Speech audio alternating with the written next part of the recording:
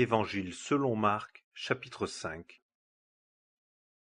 Et ils arrivèrent à l'autre rive de la mer, dans le pays des Gadaréniens.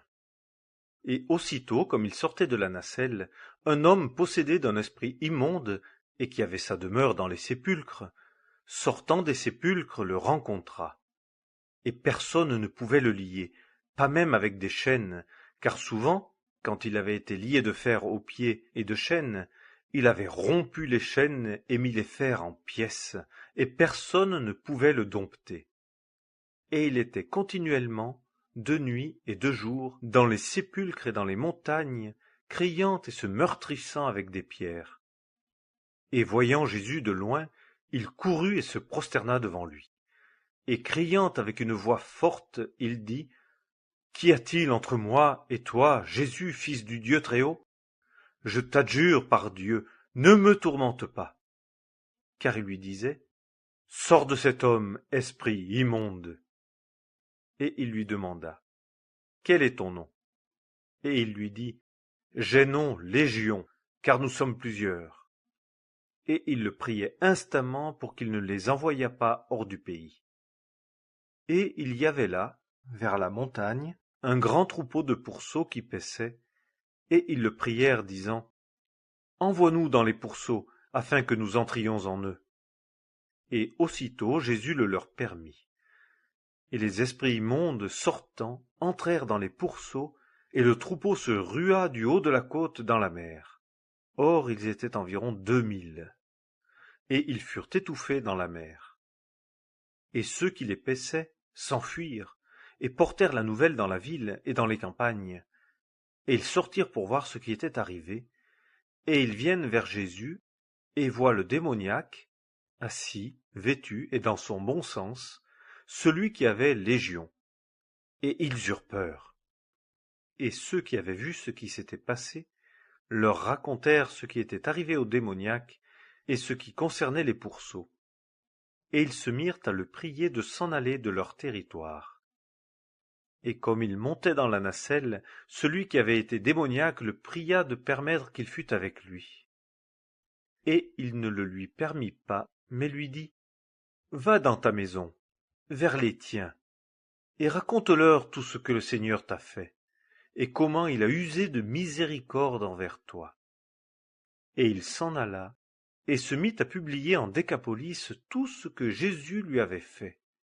Et tous s'en étonnaient. Et Jésus, ayant encore repassé à l'autre rive, dans la nacelle, une grande foule se rassembla auprès de lui, et il était au bord de la mer. Et un des chefs de synagogue, nommé Jaïrus, vient. Et le voyant, il se jette à ses pieds. Et il le suppliait instamment, disant: Ma fille est à l'extrémité. Je te prie de venir et de lui imposer les mains, afin qu'elle soit sauvée et qu'elle vive.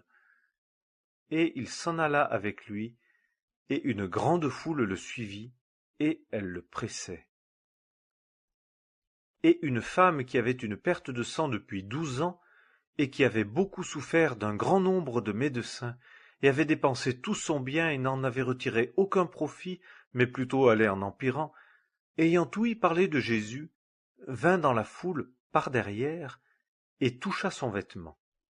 Car elle disait: Si je touche ne fût-ce que ses vêtements, je serai guérie. Et aussitôt son flux de sang tarit. Et elle connut en son corps qu'elle était guérie du fléau. Et aussitôt Jésus, connaissant en lui-même la puissance qui était sortie de lui, se retournant dans la foule, dit: Qui a touché mes vêtements? Et ses disciples lui dirent: Tu vois la foule qui te presse, et tu dis: Qui m'a touché? Et il regardait tout alentour pour voir celle qui avait fait cela. Et la femme, effrayée et tremblante, sachant ce qui lui était arrivé, vint et se jeta devant lui, et lui déclara toute la vérité. Et il lui dit: Ma fille, ta foi t'a guérie. Va en paix, et sois guérie de ton fléau. Comme il parlait encore, il vient des gens de chez le chef de synagogue, disant: Ta fille est morte. Pourquoi tourmentes-tu encore le maître? Jésus, ayant entendu la parole qui avait été dite, dit aussitôt au chef de synagogue: « Ne crains pas, crois seulement. » Et il ne permit à personne de le suivre, sinon à Pierre et à Jacques et à Jean le frère de Jacques. Et il vient à la maison du chef de synagogue, et il voit le tumulte, et ceux qui pleuraient et jetaient de grands cris. Et étant entré, il leur dit: « Pourquoi faites-vous ce tumulte, et pourquoi pleurez-vous? L'enfant n'est pas morte, mais elle dort. » Et il se riait de lui. Mais les ayant tous mis dehors, il prend le père de l'enfant et la mère, et ceux qui étaient avec lui, et entre là où l'enfant était couché. Et ayant pris la main de l'enfant, il lui dit: « Talitha koumi », ce qui interprété est: « Jeune fille, je te dis, lève-toi. » Et aussitôt la jeune fille se leva et marcha, car elle avait 12 ans, et ils furent transportés d'une grande admiration.